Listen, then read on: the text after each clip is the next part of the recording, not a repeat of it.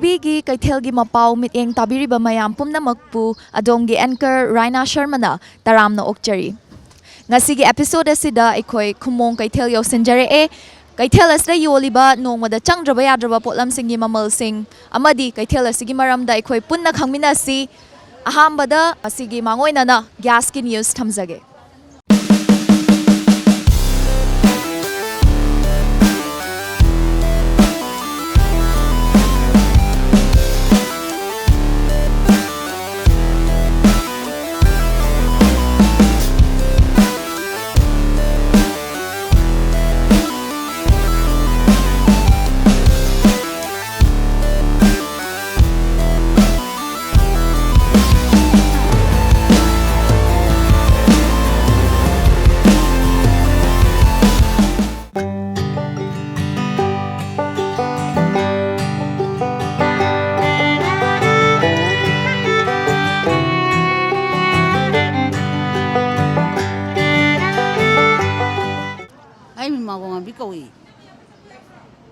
KHUMBONG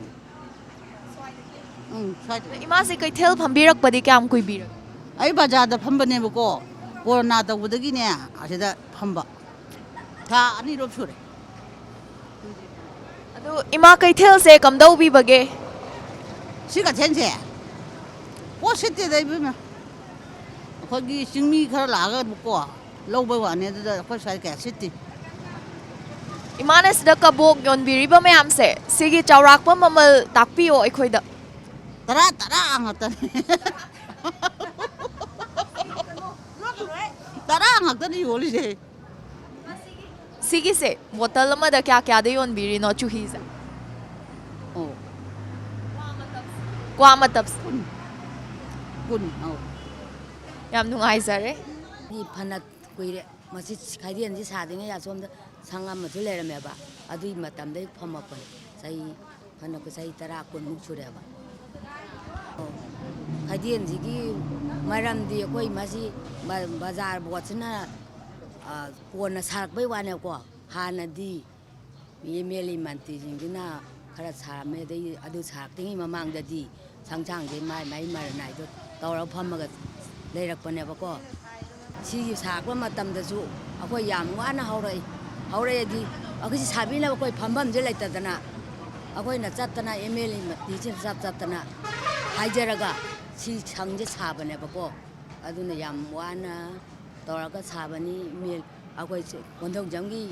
sarat se ajina mana kari nge matam da mana sabi bane ba Ima pot se imagi hingol dagi adum imana hekpira aga yolira natragana kadai dagi pot tikpi bano. ai chi yumgi arei ba ju putho yoli adei arei ba jana kona da banina ara pa dei bazar da ju lawi dei sai de puthor ko ta chu dum lawra ga yole ba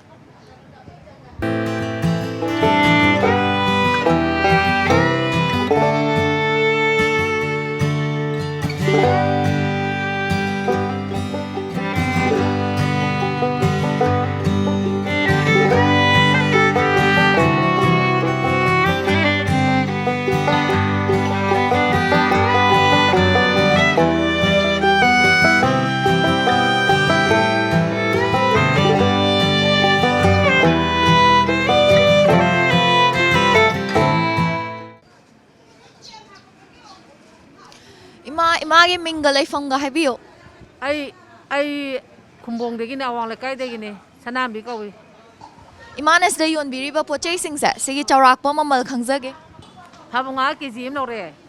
lupa 1 sare adegi ngamulero kg im lore lupa 3 sare samana kobile din di puloi sare samana honsel loina ko nga si ne sani ko humpu sare ko na humra adma yon bawane aduga koi hawaja yole sona budi yole da pot budi khara yon gire sige wena Ima sida phambirak padi kyam kuire. koi katien changje he sangaban de phamak bane sige katien changje sangaban kuire Pot sit laksit ti kamdau bi bage KEITHEL sa.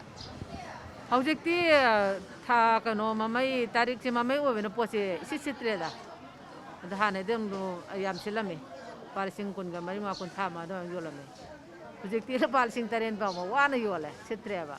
pose ram handare mamanga ginatre ꯁꯤꯠꯇꯕꯒꯤ ꯃꯔꯝꯁꯦ ꯄꯦꯟꯗꯦꯃꯤꯛꯁꯨ ꯂꯩꯔꯛꯄ COVID ꯂꯩꯔꯛꯄꯗꯒꯤꯅꯦꯅ ꯈꯟꯕꯤꯕ꯭ꯔꯥ ꯀꯔꯤ ꯃꯔꯝ ꯑꯗꯨꯃꯥꯏꯅ ꯑꯩꯈꯣꯏꯒꯤ ꯀꯔꯤꯒꯨꯝꯕ ꯑꯩꯈꯣꯏꯒꯤ ꯂꯩꯕꯥꯛꯀꯤ ꯏꯔꯥꯡꯁꯦ ꯂꯩꯕꯗꯒꯤ ꯑꯅꯥ ꯑꯌꯦꯛ ꯂꯩꯔꯛꯄꯗꯒꯤꯅꯦꯅ ꯑꯩꯈꯣꯏꯅ ꯑꯗꯨꯃꯥꯏꯅ ꯈꯜꯂꯦ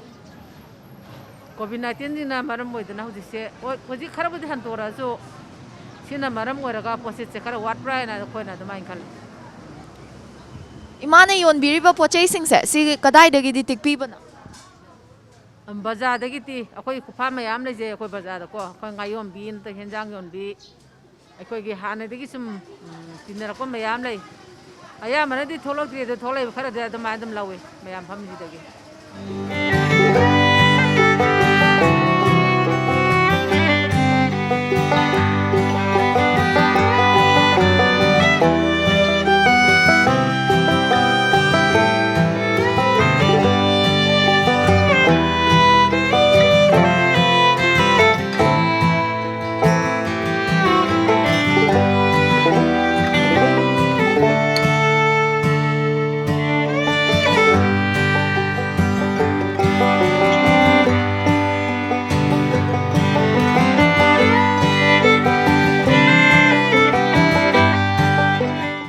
ꯏꯅꯦꯒꯤ ꯃꯤꯡꯒ ꯂꯩꯐꯝꯒ ꯍꯥꯏꯕꯤꯌꯨ ꯑꯩ ꯃꯣꯏꯗꯥꯡꯄꯣꯛꯇꯒꯤꯅꯦ ꯂꯥꯏꯁꯝ ꯁꯣꯃꯣꯂꯥ ꯀꯧꯋꯦ ꯁꯤꯗ ꯌꯣꯟꯕꯤꯔꯤꯕ ꯄꯣꯠꯆꯩꯁꯤꯡꯁꯦ ꯁꯤꯒꯤ ꯆꯥꯎꯔꯥꯛꯄ ꯃꯃꯜ ꯈꯪꯖꯒꯦ ꯈꯥꯃꯦꯟꯁꯤꯅ 50 ꯁꯦꯝꯅ 180 ꯀꯣꯝꯂꯥꯅ 100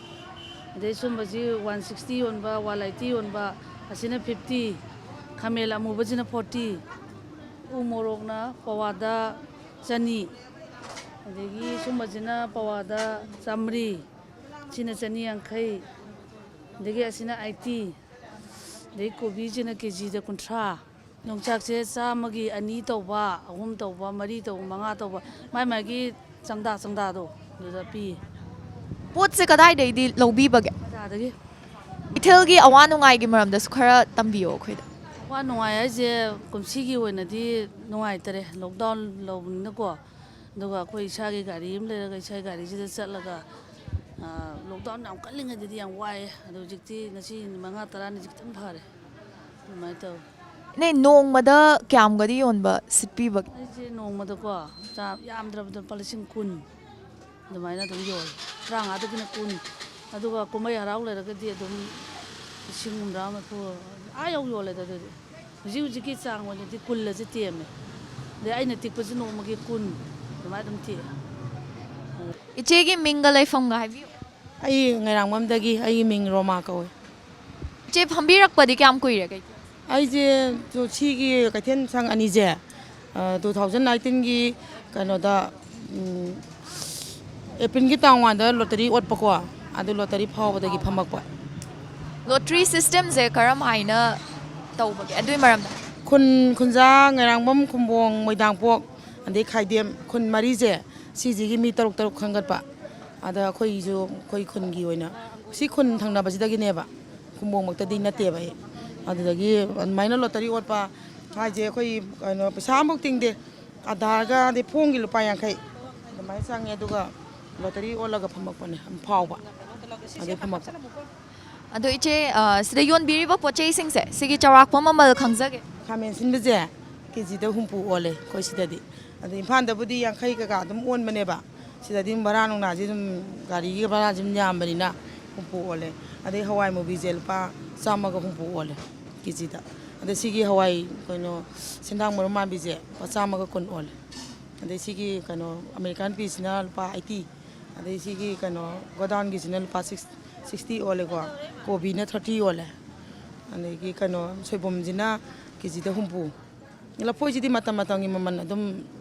ꯆꯤꯡꯉꯛꯄ ꯑꯗꯨꯝ ꯑꯗꯨꯃꯥꯏꯅ ꯑꯗꯨꯝ ꯑꯣꯜꯂꯦ ꯏꯆꯦ ꯄꯣꯠꯇꯤ ꯀꯗꯥꯏꯗꯒꯤ ꯇꯤꯛꯄꯤ ꯏꯁꯥꯒꯤ ꯍꯤꯡꯒꯣꯜꯗꯒꯤ ꯄꯨꯕꯤꯔꯛꯄ꯭ꯔꯥ ꯅꯠꯇ꯭ꯔꯒꯅ ꯍꯤꯡꯒꯣꯜꯁꯦ ꯑꯩꯈꯣꯏ ꯍꯪꯒꯥꯝ ꯀꯀꯥꯁꯤꯗꯤ ꯑꯩꯈꯣꯏ ꯂꯧꯕꯨꯛꯇ ꯍꯤꯡꯒꯣꯜ ꯀꯣꯏꯕ ꯑꯗꯩ ꯈꯔ ꯑꯗꯨꯝ ꯄꯨꯊꯣꯛꯑꯦ ꯑꯇꯩꯁꯤꯗꯤ ꯑꯗꯨꯝ ꯀꯩꯅꯣ ꯕꯖꯥꯔꯗꯒꯤ ꯂꯧꯕꯅꯤꯗ ꯑꯩꯈꯣꯏ ꯍꯥꯟꯅ ꯑꯩꯁꯦ ꯏꯝꯐꯥꯜꯗ ꯑꯗꯨꯝ ꯐꯝꯃꯦꯕꯀꯣ ꯑꯗꯩ ꯂꯣꯛꯗꯥꯎꯟ ꯀꯩꯀꯥ ꯇꯧꯈꯤꯕꯗꯨꯗ ꯁꯤꯗꯩꯗ ꯑꯗꯨꯝ ꯈꯨꯝꯕꯣꯡꯒꯤꯗ ꯑꯗꯨꯝ ꯈꯔ ꯐꯝꯕ ꯑꯗꯣ ꯑꯩ ꯍꯥꯟꯅ ꯈꯨꯐꯥ ꯂꯩꯕꯁꯤꯡꯅ ꯁꯤꯗ ꯒꯥꯔꯤꯗ ꯊꯤꯟꯕꯤꯔꯛꯄ ꯌꯥꯎꯏ ꯑꯗꯩ ꯏꯁꯥꯅ ꯆꯠꯂ ꯂꯧꯔꯨꯕ ꯑꯗꯨꯃꯥꯏꯅ ꯇꯧꯕ ꯏꯆꯦ ꯍꯧꯖꯤꯛ ꯕꯖꯥꯔꯗꯁꯨ ꯐꯝꯕꯤꯔꯝꯃꯦꯅ ꯇꯥꯛꯄꯤꯀꯣ ꯑꯗꯣ ꯕꯖꯥꯔꯗ ꯐꯝꯕꯒ ꯁꯤꯒꯤ ꯈꯨꯝꯕꯣꯡꯒꯤ ꯀꯩꯊꯦꯜꯁꯤꯗ ꯐꯝꯕꯒ ꯈꯦꯠꯅꯕ ꯀꯔꯤ ꯂꯩꯕꯒꯦ ꯑꯗꯨꯏ ꯃꯇꯥꯡꯗꯁꯨ ꯑꯗꯨꯗꯤ ꯈꯦꯠꯅꯔꯦꯗ ꯁꯤꯗꯗꯤ ꯁꯨꯝ ꯈꯨꯟ ꯂꯩꯀꯥꯏꯒꯨꯝꯕꯅꯤꯅꯀꯣ ꯄꯣꯠ ꯑꯃꯁꯦ ꯌꯥꯝ ꯀꯨꯏꯅ ꯑꯗꯨꯝ ꯆꯪꯕ ꯍꯥꯏꯇꯥꯔꯦ ꯀꯩꯅꯣꯝꯃ ꯌꯣꯟꯕꯗ ꯅꯣꯡ ꯅꯤꯅꯤ ꯆꯪꯕꯒꯨꯝꯕ ꯇꯧꯋꯦ ꯕꯖꯥꯔꯗꯗꯤ ꯑꯌꯨꯛꯇ ꯑꯩꯈꯣꯏꯗꯤ ꯍꯣꯜꯁꯦꯜ ꯑꯣꯏꯅ ꯑꯗꯨꯝ ꯍꯣꯜꯁꯦꯜ ꯊꯥꯗꯣꯛꯈꯤꯕꯅꯦꯕ ꯒꯣꯗꯥꯎꯟꯗꯒꯤ ꯄꯣꯠꯁꯦ ꯕꯣꯔꯥ ꯕꯣꯔꯥ ꯂꯧꯊꯣꯛꯎꯔꯒ ꯕꯖꯥꯔꯗꯗꯤ ꯂꯨꯄꯥ ꯂꯤꯁꯤꯡ 14 15ꯁꯦ ꯑꯌꯨꯛꯇ ꯑꯍꯤꯡꯗ ꯀꯥꯏꯌꯦꯕ ꯑꯩꯈꯣꯏꯗꯤ ꯄꯨꯡ 2 ꯃꯈꯥꯏ ꯑꯗꯥꯏꯗ ꯀꯥꯕꯗꯨꯅ ꯄꯨꯡ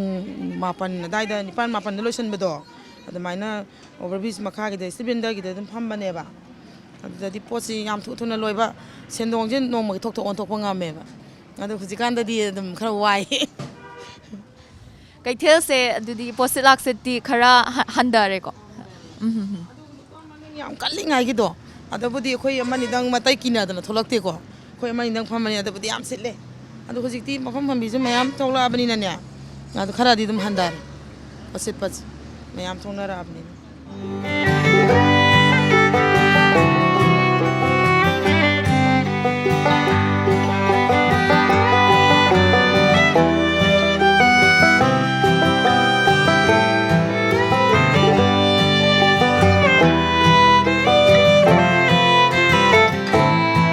이마기 민가 ꯂꯩꯐꯝꯒ ꯍꯥꯏꯕꯤꯌꯨ ꯑꯩ ꯃꯅꯤꯁꯪ ꯀꯧꯏ ꯈꯨꯝꯕꯣꯡ ꯃꯦ ꯂꯩꯀꯥꯏꯗꯒꯤ 이마ꯅ ꯌꯣꯟꯕꯤꯔꯤꯕ ꯄꯣꯠꯆꯩꯁꯤꯡꯁꯦ ꯁꯤꯒꯤ ꯆꯥꯎꯔꯥꯛꯄ ꯃꯃꯜ ꯈꯪꯖꯒꯦ ꯑꯩꯈꯣꯏ ꯌꯣꯜꯂꯤꯁꯦ ꯈꯥꯃꯦꯟꯁꯤꯟꯁꯤꯅꯅꯦ ꯍꯨꯝꯐꯨ ꯌꯣꯜꯂꯤꯀꯣ ꯑꯩꯈꯣꯏꯅ 55ꯗ ꯂꯧꯔꯛꯏ ꯁꯦꯝꯁꯤꯅꯅꯦ ꯕꯣꯛꯁꯗꯅꯦ ꯂꯤꯁꯤꯡ ꯂꯧꯏ ꯕꯣꯛꯁ 2 2,000 ꯑꯩꯈꯣꯏꯅ ꯌꯣꯟꯕꯗ ꯁꯦꯗ 100 ꯌꯣꯜꯂꯤ 140ꯁꯨ ꯌꯣꯜꯂꯤ ꯑꯗꯩ ꯍꯋꯥꯏ ꯊꯔꯥꯛꯁꯤꯅꯅꯦ ꯀꯩꯅꯣ ꯍꯨꯝꯐꯨ ꯌꯣꯜꯂꯤ ꯁꯦꯗ ꯁꯦꯝꯒꯥꯏꯗ 30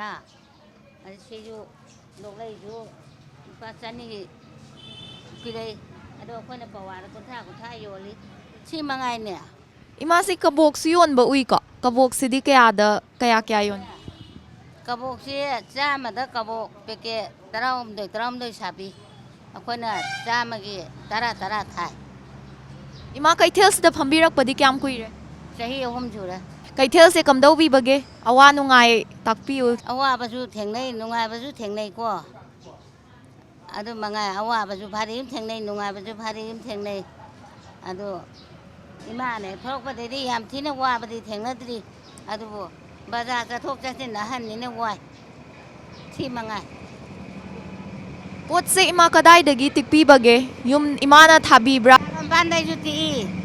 ꯎꯔꯤꯄꯣꯛ ꯂꯥꯏꯟꯗꯩꯁꯨ ꯇꯤꯛꯏ ꯑꯗꯒꯤ ꯑꯩꯈꯣꯏ ꯑꯣꯛꯇꯣ ꯄꯥꯔꯀꯤꯡ ꯀꯩꯅꯣꯗꯣ ꯋꯥꯍꯦꯡ ꯂꯩꯀꯥꯏꯗꯣ ꯑꯗꯩꯁꯨ ꯇꯤꯛꯏ ꯆꯠꯂ ꯀꯣꯏꯊꯤ ꯊꯤꯔ ꯑꯗꯨꯝ ꯇꯤꯛꯏ ꯑꯃꯗꯩ ꯈꯔ ꯇꯤꯛ ꯌꯣꯜꯂꯤ ꯑꯗꯨ ꯃꯉꯥꯏ 이마 ꯀꯩꯊꯦꯜꯁꯦ ꯄꯣꯠꯁꯤꯠ ꯂꯥꯛꯁꯤꯠꯇꯤ ꯀꯔꯝ ꯍꯥꯏꯅ ꯇꯧꯏ ꯅꯨꯡꯉꯥꯏꯕ꯭ꯔꯥ ꯅꯨꯡꯉꯥꯏ ꯍꯥꯏꯕꯗꯤ ꯌꯥꯝ ꯊꯤꯅ ꯑꯩ ꯁꯤꯠꯇ꯭ꯔꯦꯗ ꯍꯥꯏꯗꯤ ꯂꯩꯇꯦ ꯅꯣꯡꯃꯒꯤ ꯂꯥꯏꯔꯦꯝꯕꯤ ꯏꯃꯥꯅꯀꯣ ꯑꯗꯨꯝ ꯇꯝꯕꯤ ꯅꯣꯡꯃꯗ ꯆꯥꯎꯔꯥꯛꯅ ꯀꯌꯥꯃꯨꯛꯀꯗꯤ ꯌꯣꯟꯕ ꯉꯝꯕꯤ ꯏꯃꯥ ꯆꯥꯎꯔꯥꯛꯅ ꯌꯣꯟꯕꯗ 5,000 6 ꯑꯗꯨꯃꯥꯏꯅ ꯌꯣꯜꯂꯦ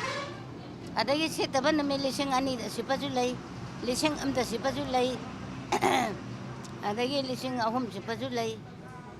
ꯇꯝ ꯉꯝꯄꯣꯠꯇꯦ ꯅꯣꯡꯃꯩ ꯗꯥꯎ ꯍꯥꯏꯗꯨꯅꯤ ꯊꯥꯒꯠꯆꯔꯤ ꯏꯃꯥ ꯀꯀꯥꯒꯤ ꯃꯤꯡꯒ ꯂꯩꯐꯝꯒ ꯍꯥꯏꯕꯤꯌꯨ ꯑꯩꯒꯤ ꯃꯤꯡ ꯂꯣꯡꯖꯝ ꯂꯣꯀꯦꯟꯗ꯭ꯔꯣ ꯁꯤꯡ ꯀꯧꯖꯩ ꯂꯩꯐꯝꯁꯤꯅ ꯈꯨꯝꯕꯣꯡ ꯕꯖꯥꯔ ꯂꯩꯔꯤꯕ ꯈꯨꯝꯕꯣꯡꯁꯤꯃꯛꯇꯗꯒꯤꯅꯤ ꯀꯀꯥꯁꯦ ꯑꯌꯨꯛꯁꯤꯗ ꯄꯣꯠ ꯂꯩꯕ ꯊꯣꯛꯄꯤꯔꯛꯏꯔꯥ ꯍꯣꯏ ꯑꯩꯈꯣꯏ ꯁ꯭ꯋꯥꯏꯗ ꯂꯩꯔꯤꯕ ꯈꯨꯟ ꯃꯌꯥꯝꯁꯤꯒꯤꯗꯤ ꯈꯨꯝꯕꯣꯡ ꯕꯖꯥꯔꯁꯤꯅ ꯈ꯭ꯋꯥꯏꯗꯒꯤ ꯆꯥꯎꯕ ꯑꯣꯏꯔꯕꯅꯤꯅ ꯄꯣꯠ ꯂꯩꯕꯕꯨ ꯑꯣꯏꯔꯦ ꯑꯗꯒꯤꯗꯤ ꯊꯕꯛ ꯑꯃꯒꯤ ꯑꯣꯏꯔꯦ ꯈꯨꯝꯕꯣꯡꯁꯤ ꯑꯗꯨꯝ ꯐꯥꯎꯔꯦ ꯍꯥꯏꯖꯔꯤꯕ ꯉꯁꯤꯁꯨ ꯄꯣꯠ ꯆꯩ ꯈꯔ ꯂꯩꯒꯦꯅ ꯁꯨꯝ ꯊꯣꯛꯆꯔꯛꯄꯅꯤ ꯀꯀꯥ ꯀꯩꯊꯦꯜꯁꯦ ꯁꯤꯒꯤ ꯃꯔꯝꯗ ꯈꯔ ꯍꯥꯏꯕꯤꯌꯣ ꯑꯁ ꯌꯥꯝꯅ ꯅꯨꯡꯉꯥꯏꯖꯩ ꯁꯨꯃꯥꯏꯅ ꯇꯣꯝ ꯇꯤꯚꯤꯅ ꯂꯥꯛꯄꯤꯔꯒ ꯈꯨꯝꯕꯣꯡ ꯀꯩꯊꯦꯜꯁꯤꯒꯤ ꯃꯔꯝꯁꯤꯗꯩꯗ ꯈꯖꯤꯛꯇꯪ ꯋꯥꯍꯪ ꯈꯔ ꯍꯪꯗꯅ ꯚꯤꯖꯤꯠ ꯑꯃ ꯂꯥꯛꯄꯤꯕꯁꯦ ꯑꯍꯥꯟꯕꯗ ꯈꯨꯝꯕꯣꯡꯁꯤꯗ ꯂꯩꯖꯕ ꯃꯤ ꯑꯃ ꯑꯣꯏꯅ ꯆꯥꯎꯖꯔꯛꯄ ꯃꯤ ꯑꯃ ꯑꯣꯏꯅ ꯂꯥꯛꯄꯤꯔꯤꯕ ꯇꯣꯝ ꯇꯤꯚꯤꯕꯨ ꯍꯥꯏꯅꯤꯡꯉꯥꯏ ꯂꯩꯇꯅ ꯊꯥꯒꯠꯆꯔꯤ ꯑꯩꯈꯣꯏꯗꯤ ꯌꯥꯝꯅ ꯅꯍꯥ ꯑꯣꯏꯖꯔꯤ ꯑꯉꯥꯡ ꯑꯣꯏꯖꯔꯤ ꯀꯩꯊꯦꯜꯁꯤꯒꯤ ꯃꯔꯝꯗ ꯍꯦꯟꯅ ꯈꯪꯕꯗꯤ ꯂꯩꯇꯦ ꯑꯗꯨꯕꯨ ꯑꯍꯜ ꯂꯃꯟꯁꯤꯡꯅ ꯑꯩꯈꯣꯏꯒꯤ ꯕꯕꯥ ꯑꯗꯩ ꯈꯨꯔꯥꯁꯤꯡ ꯏꯕꯨꯕꯣꯛꯁꯤꯡꯅ ꯍꯥꯏꯕꯤꯔꯝꯕ ꯋꯥꯐꯝ ꯈꯤꯇꯪ ꯍꯥꯏꯖꯅꯤꯡꯉꯤ ꯑꯩꯈꯣꯏꯅꯁꯨ ꯎꯖꯔꯛꯄ ꯃꯇꯝꯗ ꯈꯨꯝꯕꯣꯡ ꯕꯖꯥꯔꯁꯤ ꯏꯍꯥꯟ ꯍꯥꯟꯕꯗ ꯈꯨꯝꯕꯣꯡ ꯕꯖꯥꯔ ꯍꯥꯏꯅ ꯈꯪꯅꯔꯝꯗꯦ ꯊꯣꯡꯈꯣꯡ ꯍꯥꯏꯅ ꯈꯪꯅꯔꯝꯃꯤ ꯊꯣꯡꯈꯣꯡ ꯆꯠꯂꯨꯁꯨ ꯀꯗꯥꯏꯗꯅꯣ ꯊꯣꯡꯈꯣꯡꯗꯅꯤ ꯍꯥꯏꯔꯒꯗꯤ ꯀꯩꯊꯦꯜꯅꯤ ꯁꯤꯗꯩꯗ ꯂꯩꯗꯣꯏꯁꯦ aduna hek horakpa matamdadi khumbong thong asigi thong achouba mafamsdaida matamdugi ahal laman singsinane yamna wana kaithen phamdaba yaroi haidana thong makhongstaida ima iben ahan singdo senaraga phamdaba yaroi hana phamallaga dumain tobadagi khumbong thong makhongsidagi kaithen se horaga khumbong kaithen se khumbong bazar se lakhibani haidana takpi ado ahan bada khumbong sta leibiramba ahal laman singsina staida kaithen ama semgat pasi yamna maru oi haidana tungi sangaba miyeng ama yengbirambani haina khanjai yengbiramaga अखोई हुजिजिक मयामन उबिरिबा खुंबोंग कैथेन की पाक चारो मफमसी इहान हनबदा आइगी बाबामंगना सुलिकाई गी हलमन सिंगना सु हाइरमबदा गोपीनाथ कौबा अखोई ब्राह्मण हलमदगी लैहौबनी दना हाय अदु लैबगी ममनसे सिकी खरदा लैयन हाय मोयना हायबदा यामना अदु अदगी हलमन सिंग साइसु उबिबा स्टेदा मी फनायाम ममिंग थेलिबदो मखोइना भक्त मरुप हाइबा म सेमगली हाय मतम दुदैदा गोपीनाथ हाइबा ब्राह्मण हंसदगी लैरगा भक्त मरुप कोबा मरुप अमा सेमगल लेरगा मदुगी लुसिंगबा हलमन मयामना पैसा दु खोंगतनरगा स्वाइसि लैकुट लैराय अदगिदि याम पाथी कोमथी उवा मयाम सोंग मफमने हाय अदुमाइन तौरगा खुंबोंग कैथेन थोंखोंग से सेमगत खिबनी हायबसे आइना खंगजबदो मयामदा निंगसिंगजरी कका से हुजिकति करी होनाबी ऐसे लाइबक फबदगी हाइतारेको खुंबोंग स्टेदा लेबिरंबा लमयानबा याम लेबिरमी आई मिंग ओइना अखोनदि उजहौदे अतोमगी इंद्रमणि हाइदना लाइहोय खरबा अहल लेबिरमी हाय अदे अखोय बुबोक अमु अदगिदि लोंगजम सागैगी अतोम सागैगी ओइनाम सागैगी अहल लमन सिंगदुगी खुदुंग इंजबने नाइना हुजि खंजै मखोयना तौरंबा कैथेन वाई सिलंबा सोरोक लमजावदा उवा थारंबा चौखट थौरांगी थोरक तौबदो ममी खजितंग ताजहौवे अदुना हौजिकसे आई सोशल एक्टिविस्ट ओइना मरुओइना हक्सांगी फिबमदा सोइनाइरबा मिमानद्रबा सिंगसिबु योक्सबा मखोइबु मतेंग पांगबिबा ममा मपा लेजद्रबा सिंग अदुगा यामना मराइबक थिरबा अहल लमन सिंगस्तेदा अंगंबा मतेंग पांगजबा अदुगा अखोइ इराई खुदिंगी 2005 तगी ngasi फावबदा उहै पांबिसे खुंगंगी आंगांग सिंगना उहैसी फ्रीदा लेमना चाजनबगी वाखलोंदा इराई नुमित खुदिंगी उहै थाबगी थबक सोशल एक्टिविस्ट होइना हाइतारे सुमाइना सुम लेजरी या मरिक चुंबा वाफम थंबीबगी दमक्तसु थागतचरी ककाबु ककागी मिंगल लेफम गायबी आई खुमोंग सिमक्तदैने आई मिंग खोगेंद्रो ओइनाम ककासे द पोट लेबा लाकपिरीरा आई जसिम बाजार सिदा कनोने सुलाब कादी पार्किंग के सुम सिगी आई ओक्चरगा थबक तौ लेजबनी अदुदि कैथेल सिगी मरमदा अवा नुंगाई लेरगसु खतंग खंगजगे ताकपियो कथिन से अखोय खुमोंगदी कनो हाइतारदा अदुम मी से मी तिलगा देम नुंगाइबको मी तिनबा जांग से अदुम सीजन इनाइ नाइ दong इतौ तौवे अदुम खंगते लेत तेले दगी अमु खंगले लेपको अदु कोरोना मतुंग देदि मी से तिनदे हाबे यार सी जांगे दुम लेरा कोरोना मांगदौदे दुम कथेल अमिना खतिलम ककाना केयरटेकर ओइबनिना को कयामदी कुइरे केयरटेकर ओइबिरकपा कैथेल सि खाइगुम फार ककागी साइड तैसु अवा नुंगाइ मैम थेंगनाबिरामनीना थाजै तेनोंग के सुम पैसा से खरा हिंगनबगी तानमनिको अलेदा खितंग चौखट बवा लायगद्रा इसागी नत्रगना लवाय थवायने तैरा पैसा से पिनिंगुम बिंगदुम सेंदांग खरा वाय यान ताबा लायरसु हैबा मिदि याम लेमना पिरमे पैसा को अनु तबजा सिदि पिरमदना ताके खनगे तेनगे तबु याव कोई अबु मियोइबा मयाम से मागी हिंगने तौरिनोइबा थबक लाइन से नियम सुमनको खितंग कोई मतेंग मनदना नियम सुमने हिंगमिनबदो पामे हाइतारे मयामदा थागतचरी कका ngasi oinadi matang asida kaithelgi mapaugi episode loisinjage mathanggi episode ta anoba kaithelgi anoba mapau puduna lakjage ngasi oinadi adomgi anchor Raina Sharma na mayam pumna maktagi kaina nabayathang nizari